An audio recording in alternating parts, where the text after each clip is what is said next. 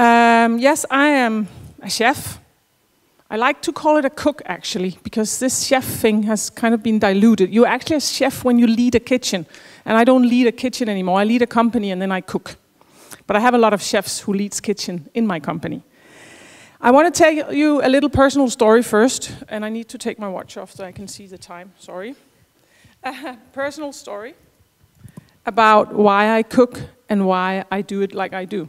When I was about 5, 6 years old, I lived in a left-wing hippie commune in Copenhagen.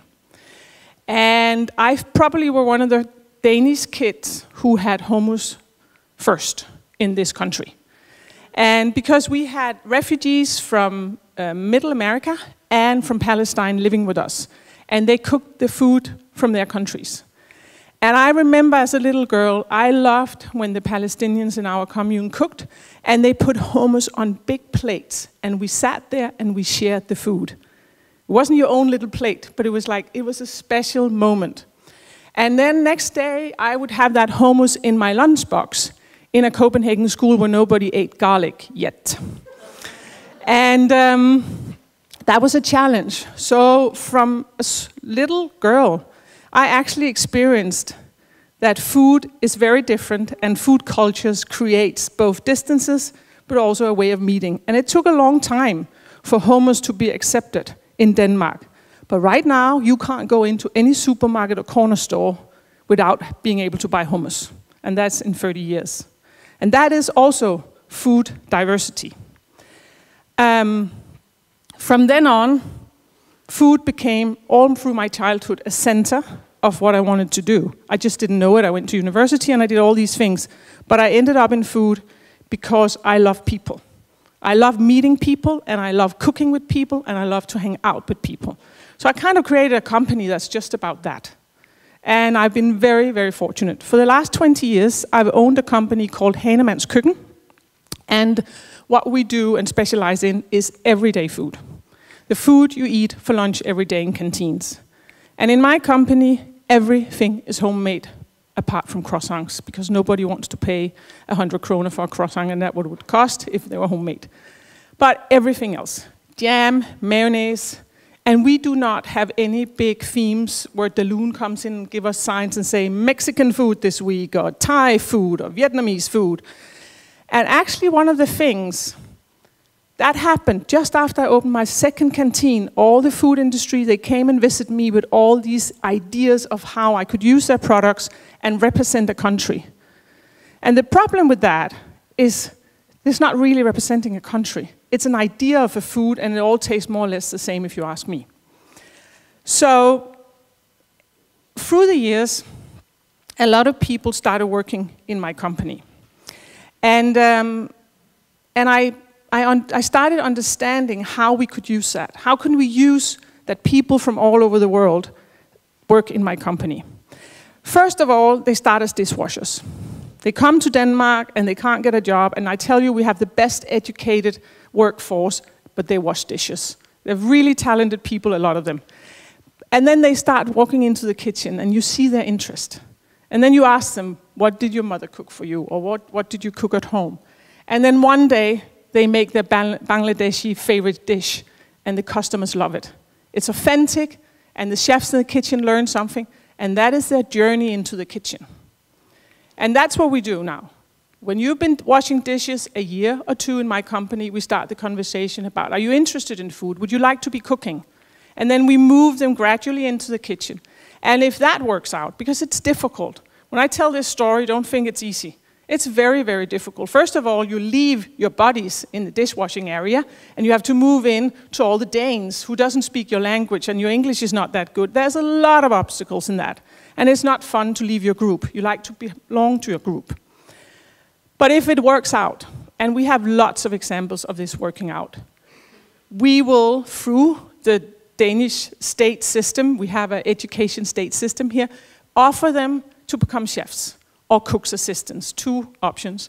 And through what we call adult education, they can actually do this and end up with a diploma that they are cooks, which gives them protections, better salaries, status in their own community, and integration into this country. So in that, a lot of ways, it's a win-win situation. But it's also a win-win situation for me, because I get very, very loyal employers out of it, and I always need people who want to work in my company. I don't know why, but there's always a shortage of cooks who really love cooking. That's all the thing. If you want to work with someone as passionate about food as me, you have to love it. I mean, that's what I say to people. I don't expect you to be able to, cook all the cuisines of the world or do a perfect béarnaise sauce. Somebody else can do that. I want you to love it. I want you to take on the challenge of cooking for the same people every day, year-round, from scratch. And there has to go a lot of love into that. Otherwise, it's not going to be delicious. So that's the other thing that I want to touch on. Because this is one way I use food diversity in bringing people together from around the world in my company. But food diversity for me is also what grows in the land and the way we grow our food and how we source it and so forth and so forth. So when you cook for the same people 250 days a year, they have to be happy every day. And that's actually a real challenge because it has to be a new menu every day. We try to change that a little because, of course, it's seasonal. So in my company, right now, we serve a lot of cauliflower, a lot of cabbage, all the things in season right now. When it's asparagus, you will find asparagus on the menu all the time. When it's strawberries, so we cook a lot like that. We follow the Danish season, but we do not necessarily cook Danish food. So we will cook dishes from around the world with spices and with a lot of different things, but with whatever is in season right now. So in that way, we take what grows on the field and take it into the kitchen. And then I can give an example. And that's another way why we kind of work directly with diversity, you could say, is that we have a relation to a lot of farms that is near Copenhagen. And because I cook for 3,000 people every day, I can take quite big quantities. And restaurants can't always do that because they cook for 80 or 50, and they don't know what they're going to choose from the menu, and so on and so on. So I get calls from farmers saying, Trine, I have 200 kilos of cauliflower, and I really need to harvest it on Wednesday. Can you take that? And I do that. And then they drive in and they give it to me, and then we serve cauliflower in the canteens for 3 days, but it's not going to be the same kind of cauliflower. One day it will be boiled with a brown butter sauce and a bit of chopped almonds on it, kind of a Danish version. The next day it will be pakoras, and then we'll make like an Italian way with capers and lots of herbs. So they have cauliflower 3 days in a row, but nobody's complaining because it's different flavors. And that's the food diversity. That is what we as cooks draw on every day to make it exciting for our customers to eat. But we have to put all the different links in here. And it's, you can say, it's challenging and it's a lot of work, but it's also really rewarding. And I will tell you that when things comes in from the field like that, picked in the morning, delivered in the afternoon, I have 50 cooks who are so happy. If you haven't tried to work in a kitchen, I hope you still understand it, but when you get really boring, kind of 1 week old vegetables coming in, you can see it. And it's not as inspiring as the food that comes in super fresh. It talks to you. You really want to cook with it. So that is also the other way around. We need that inspiration every day to do our best and have that connection to the land, because actually it comes in with the land. You can see it. And that's also a really important part of that connection in the kitchen every day, in a very urban and very, a kitchen is doesn't represent land at all. It has to be very clean and, it's something different. Keeping on time.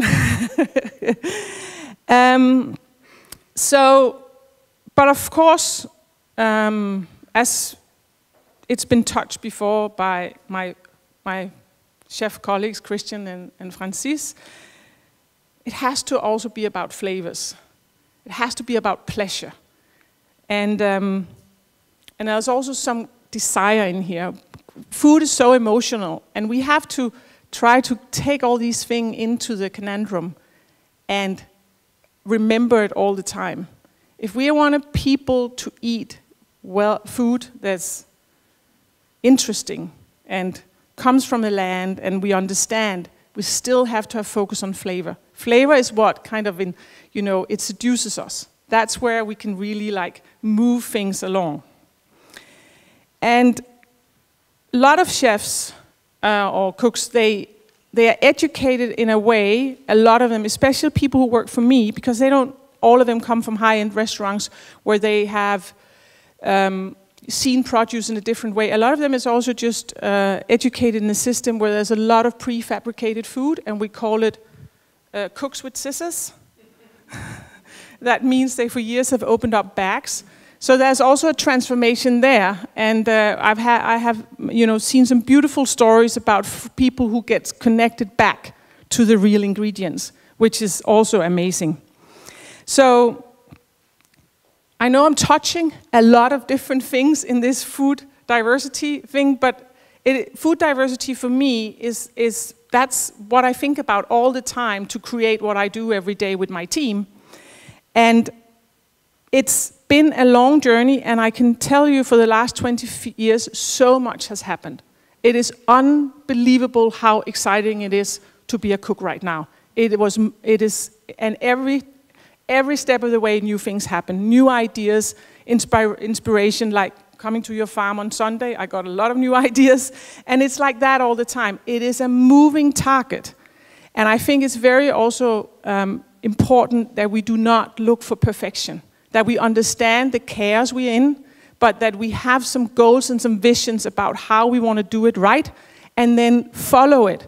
My vision is I want everybody on this planet to have a decent meal a day. So every time I'm coming up with a new idea or a new business, I look at that sentence. That means I probably will never open up a Michelin star restaurant. Because everything I do, yes, is about everyday food and about how do I put that food diversity into what I do on an everyday basis. The last thing I just want to say is every year for our staff party, we spend a day on a farm with my whole team, and it's the most fun. And this year we're going to do where we run around and we have a quiz, and it's all questions from the UN Sustainable Goals. Thank you very much.